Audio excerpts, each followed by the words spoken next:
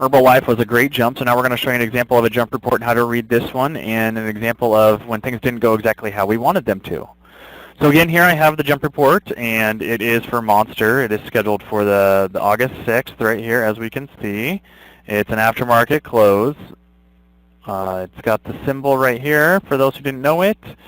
Goes over some of the same data that we said in the past, and if you look right here, this one is a jump zone of about 8%, 15%, and 11%. Estimates are pretty in line right there, so it's probably going to be pretty accurate. Look right here on our analysis. Says stock is calling for a buy, maybe short-lived, but the recommendation is to go in early. It may not sustain. And at the top, so we've got mixed data. We didn't want to give you a down arrow after the up, so this is one is just go in, get your 5%, and get out. So as we did, we gave you a big green arrow right here to go up.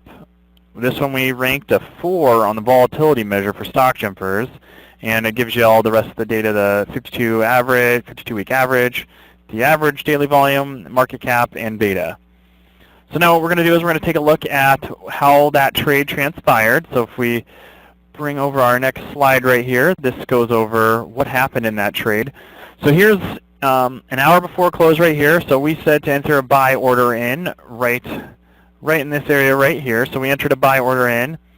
The close was right here, so it closed up a little bit. We were expecting it to jump to our 5% take profit right there, where it hit a 6% profit there.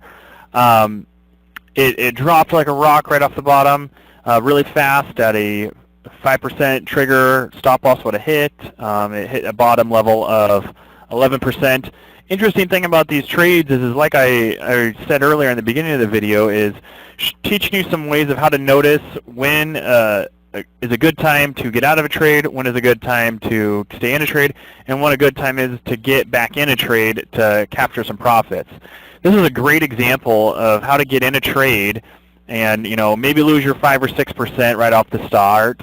But watching that and being a true trader is you can start to recognize some patterns in here of what the candling's doing and jump back in. This is I noted a good point to, hey, this is a good signal of we got some strong favoring towards that stock, and we could have ridden it up for another to get almost all of our money back plus a profit.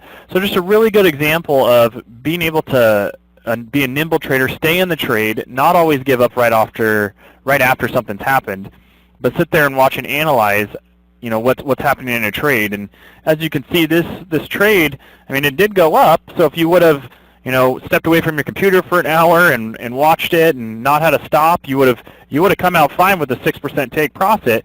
But showing you that these things are fast. It's had a 19% swing.